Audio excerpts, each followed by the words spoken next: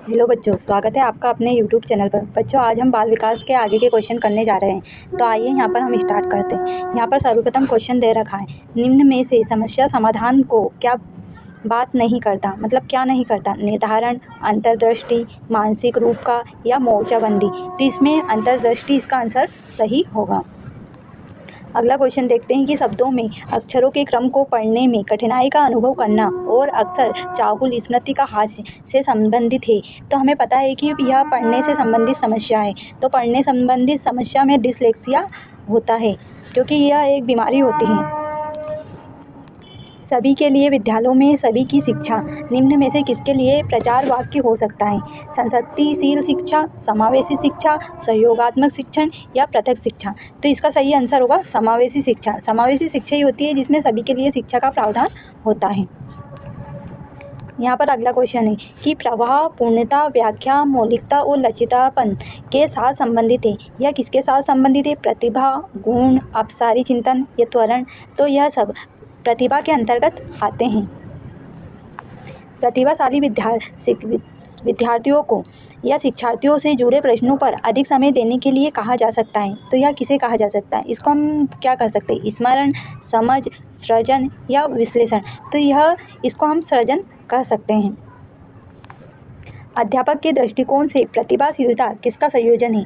तो यहाँ पर इसका उचित क्रम हमें बताना है। तो इसका उचित क्रम होगा कि उच्च योग्यता, उच्च रचनात्मकता, उच्च वचन बदलता। यहाँ पर अगला क्वेश्चन दे रखा है कि एनसीए 2005 के अनुसार गलतियाँ इस कारण महत्वपूर्ण होती है। गलतियाँ किस कारण महत्वपूर्ण होती है? कि यह कक्षा में कुछ बच्चों को हटाने के लिए आधा स्थान उपलब्ध कराती है, या अध्यापकों को बच्चों को डांटने के लिए एक तरीका उपलब्ध कराती है, या बच्चे के विचार की अंतर्दृष्टि उपलब्ध कराती है और समस्या समाधानों को पहचानने में सहायता करती है। तो यह विद्यार्थियों को उत्तीर्ण अनुत्तीर्ण समान में वर्गीकृत करने के लिए महत्वपूर्ण होती है। तो एनसीए 2005 हमें यह समझाता है कि बच्चों की गलतियाँ, वह जो गलतियाँ करते हैं, क्योंकि बच्चे के विचार की अंतर्दृष्टि उपलब्ध कराती है और समस्या समाधानों को पहचानने में सहायता करती है, क्योंकि बच्चे गलतियां कर कर ही सीखते हैं। आउट ऑफ द बॉक्स चिंतन किससे संबंधित है? तो यह अपसारी चिंतन से संबंधित है। वंचित समूह के विद्यार्थियों को सामान्य विद्यार्थियों के साथ पढ़ना चाहिए, यह कैसी शिक्षा है? तो यह समावेशी शिक्षा के अंतर्गत ही रखा गया है। विकृत लिखावट से संबंधित लिखने की योग्यता में कमी किस एक का लक्षण है? डिस्ग्राफिया, डिस्लेक्सिया, डिसलेक्सिया किसका है? तो यह लिखने संबंधित को हम डिस्ग्राफिया के अंतर्गत रखते हैं और पढ़ने संबंधित को हम डिसलेक्सिया के अंतर्गत रखते हैं। शिक्षार्थियों को सबसे कम प्रतिबंध विद्यालय वातावरण में रखने के माध्यम से विद्यालय क्या करता है? तो इसका सही आंसर है कि यह दूसरे बच्चों को संवेदनशील बनाता है कि वह लाभान्वित बच्चों को दबाए नहीं और उन्हें निराशा दिखाए यह इसका सही आंसर होगा। एकाग्रता समय के साथ मेल बिठाने के लिए एक दत्त कार्य को पूरा करने के लिए आवंटित समय को घटाना और चरणबद्ध तरीके से इस एकाग्रता समय को बढ़ाना निम्न में से किस प्रकार के विकार को निपटने से सर्वाधिक उपयोगी है? तो यह पूरा वाक्य दे रखा है। इसका हमें सही आंसर देखना है कि यह अशांतकारी व्यवहार से संबंधित विकार है, डिस्ग्राफिया है, या संवेदी एकीकरण विकार है, या एकाग्रता हास्य अक्रियाशील विकार है। तो इसका सही आंसर होगा एकाग्रता के बारे में यहाँ पर दे रखा है, तो एकाग्रता हास्य अक्रियाशील विकार।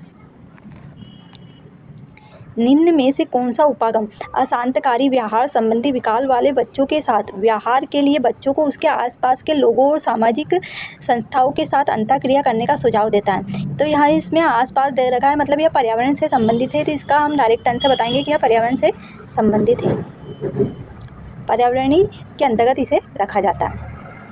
रेन जूली प्रतिभाशाली की अपनी रिक्त स्थान परिभाषा के लिए जाने जाते। तो रेन जूली या त्रिव्रती परिभाषा के अंतर्गत इन्हें जाना जाता है। प्रतिभाशाली शिक्षार्थियों के लिए क्या होता है? तो हम इसका आंसर बताएंगे कि यह शिक्षक को अनुकूल करना चाहिए कि जैसे शिक्षार्थियों में बदलाव आता है। इन निम्न में से कौन सी अधिगम आसक्ता वाले बच्चों की एक विशेषता है? तो अधिगम आसक्ता तो क्या विशेषता होती है? 50 से नीचे की बुद्धि लब्धि, धारा रूप में पढ़ने या शब्दों पर पलटकर जाने में कठिनाई, अन्य बच्चों को धमकाने, आक्रामक कार्यों में लगे रहना, एक ही प्रकार की गत्यात्मक क्रिया को बार बार दोहराना। तो अधिगम आसक्ता वाले बच्चों की क्या विशेषता होती है? कि धारा रूप में पढ़ने संबंधी शब्दों पर पलटकर जाने वाली कठिनाई, यह इनकी एक विशेषता होती है। एक अध्यापिका समाज में वंचित वर्गों से लाए बच्चों की आवश्यकताओं के प्रति प्रतिभाधारी तरीके से प्रतिक्रिया निम्नलिखित के द्वारा कर सकती है। तो क्या कर सकती है वह? विद्यालय व्यवस्था या तथा स्वयं के उन तौर तरीकों के बारे में विचार करना जिनसे पक्षपात एवं जोड़ी बताए झलकती हैं। यह इसका सही आंसर है। यहाँ पर समावेशी शिक्षा के बारे में वापस दे रखा है कि समावेशी शिक्षा के पीछे मूलाधार यह है कि वह समाज में विभिन्नता है और विद्यालय को इस विभिन्नता के प्रति संवेदनशील होने के लिए समावेशी होने की आवश्यकता है। यह इसकी विशेषता है। यहाँ पर दे रखा है कि पाठ चर्चा ऐसी है जो पाठ्यपुस्तक के ज्ञान को पुनः प्रस्तुत करने के लिए स्थान पर बच्चों को अपनी आवाज़ पाने और प्रश्न पूछने, जांच पड़ताल करने, अपने अनुभव को बांटने के लिए विद्यालय को ज्ञान के साथ जोड़ने में सक्षम बनाए। तो यहाँ दे रखा है कि राष्ट्रीय पाठ्य चर्चा की रूपरेखा 2005 पृष्ठ 13 पर पृष्ठभूमि में एक शिक्षक की प्राथमिक भूमिका क्या होनी चाहिए। तो यह 2005 के अनुसार हमें बताना है कि क्या होनी चाहिए। तो बच्चों को उनकी अपनी समझ और अपने ज्ञान को साझा करने की यह विशेषता होनी चाहिए। अधिगम असक्ता तथा वाले, इसका यह सेंटेंस हमें पूरा करना है कि इसके आगे क्या आ सकता है। बच्चे दृष्ट शब्दों को आसानी से पहचाने और समझते हैं। बच्चों में मानसिक विकास बंद होता है। बच्चे निम्न बुद्धि लब्धि वाले होते हैं या बच्चों को एक समान दिखाई देने वाले अक्षरों वर्णों में भ्रम होता है। तो अधिगम असक्ता वाले बच्चों को एक समान दिखाई देने वाले अक्षरों या वर्णों में भ्रम होता है। इसका यह सही आंसर होगा। एक समावेशी कक्षा में किसी शिक्षिका की सबसे महत्वपूर्ण भूमिका क्या होती है। तो एक समावेशी कक्षा में शिक्षिका की सबसे महत्वपूर्ण भूमिका होती है कि यह सुनिश्चित करना कि शिक्षिका कक्षा को मानक निर्देश दे रही है या नहीं। यह ही उसकी प्रमुख विशेषता होती है।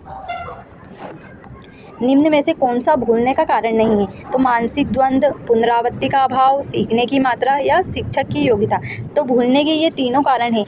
यह छोड़ के कि शिक्षक की योग्यता यह भूलने के कारण के अंतर्गत नहीं रखा जा सकता। निम्न में से कौन सा कथन समावेशी का सबसे अच्छा वर्णन करता है। तो कौन सा करता है। तो कि यह एक दर्शन है, सभी बच्चों को नियमित विद्यालय प्रणाली में पढ़ाना। यह समावेशन का एक अच्छा वर्णन करता है। वंचित वर्ग के पृष्ठभूमि के बच्चों को शिक्षा प्रदान करने के लिए शिक्षक को चाहिए कि शिक्षक को क्या करना चाहिए, उनके बारे में अधिक जानकारी जुटाएं तथा प्रयास करें तथा उन्हें कक्षा में होने वाली चर्चा में शामिल करें। यह इसका सही आंसर होगा। निम्न में से कौन सा व्यवहार बच्चों की अधिगम नियोगिता की पहचान करता है। तो इसमें से हमसे जो सबसे महत्वपूर्ण उनका अधिगम नियोगिता का सेंटेंस दे रखा है वह छांटना है कि अपमानजनक, कम अवधान विस्तार और उच्च सारी गतिविधि, मनोभाव को जल्दी जल्दी बदलना, या बी को डी या वास को से या 21 को 12 लिखना। तो इसका यह आंसर होगा कि कौन सा बच्चों की अधिगम नियोगिता, यह इसकी बच्चों की अधिगम नियोगिता का सही पहचान कराने में सहायक होगा। एक बच्चा जो आंशिक रूप से देख सकता है के लिए क्या सही दे रखा है। उसे शिक्षा नहीं देनी चाहिए क्योंकि वह उसके किसी भी काम नहीं आएगी। उसे अलग संस्थान में डालने की आवश्यकता है। उसे विशेष प्रावधान करते हुए उसे नियमित विद्यालय में रखना चाहिए या बिना किसी विशेष प्रावधान के उसे नियमित विद्यालय में रखना चाहिए। तो एक बच्चा जो आंशिक रूप से देख सकता है उसे हम वैसे ही किसी विशेष प्रावधान में नहीं रख सकते। तो इसका सही आंसर होगा कि उसे विशेष प्रावधान करते हुए उसे नियमित विद्यालय में रखना चाहिए। एक माध्यमिक विद्यालय की कक्षा में शिक्षिका के पास एक बधिर बच्चा है। उसके लिए यह महत्वपूर्ण है कि वह बधिर बच्चा है, मतलब वो बोल नहीं सकता। तो उसके लिए क्या सही होगा कि वह यह बच्चे को उस स्थान पर बिठाए जहाँ से वह शिक्षिका के होठ तथा चेहरे के भाव को साफ तौर पर देख सके।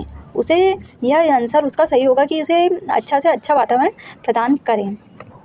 एक शिक्षक समाज से वंचित वर्ग के बच्चों की आवश्यकताओं को प्रभाव को पूर्ण तरीके से पूरा कर सकता है। तो कैसे कर सकता है। कक्षा में प्रत्येक बच्चे की आवश्यकता अनुसार अपने शिक्षण कौशल अपनाकर वह बच्चों के अनुसार ही अपना शिक्षण कौशल अपना ले तो वह समाज में वंचित वर्ग के बच्चों की आवश्यकता के प्रभाव को पूरा कर सकता है। अधिगम नियोगिता वाले बच्चे। तो अधिगम नियोगिता वाले बच्चे में क्या होता है। बहुत सक्रिय होते हैं लेकिन बुद्धि लब्धि कम होती है। बहुत बुद्धिमान तथा परिपक्व होते हैं। कुछ भी नहीं सीख सकते या अधिगम के कुछ पक्षों से संघर्ष करते हैं। तो इसका सही आंसर होगा कि अधिगम नियोगिता वाले बच्चे अधिगम के कुछ ही पक्षों से संघर्ष करते हैं क्योंकि उनमें कुछ ना कुछ विशेषता तो होती ही है। शिक्षक बच्चों को सृजनात्मक विचारों के लिए प्रोत्साहित कर सकता है। कैसे कर सकता है। उन्हें बहुत कल भी प्रश्न देकर, उन्हें उत्तर कंठस्थ करने के लिए कहकर, उन्हें प्रतिस्मरण आधारित प्रश्न पूछकर। तो यह सब नेगेटिव वाक्य दे रखे। इसका सही आंसर होगा कि उन्हें समस्या समाधान के लिए विभिन्न तरीकों से सोचने के लिए कहकर। उन्हें बच्चों को पॉजिटिव तरीके से रखना ही बच्चों में सृजनात्मकता का विकास करता है। विशेष आवश्यकता वाले बच्चों में व्यवहार के लिए निम्न में से दार्शनिक दृष्टिकोण निम्न में से किसका अनुसरण किया जाना चाहिए। तो यहाँ पर भी दे रखा है कि विशेष आवश्यकता वाले बच्चों के व्यवहार के लिए अब हम क्या कर सकते हैं, उन्हें किसी प्रकार की शिक्षा की आवश्यकता ही नहीं होती, उन्हें पृथक करके उनकी शिक्षा किसी भिन्न शिक्षित संस्थाओं में होनी चाहिए, उन्हें केवल व्यावसायिक प्रशिक्षण दिया जाना चाहिए या उन्हें समावेशी शिक्षा या नियमित विद्यालयों के अध्ययन के लिए अधिकार प्राप्त है। यह सब हमें बाल विकास में देखना होता है कि सबसे पॉजिटिव आंसर कौन सा दे रखा है, वही उसका आंसर सही होता है, क्योंकि यहाँ हमें ही छांटना होता है। तो इसका सही आंसर होता है कि उसे हमें समावेशी शिक्षा और नियमित विद्यालयों में अध्ययन करने का अधिकार प्राप्त है, यह सही होगा। इस तरह बच्चों आज हमने बाल विकास के बहुत ही मोस्ट इंपॉर्टेंट क्वेश्चन किए। अगर आपको क्वेश्चन अच्छे लगे हो तो हमारे चैनल को लाइक एंड सब्सक्राइब कर जरूर जाएं। धन्यवाद।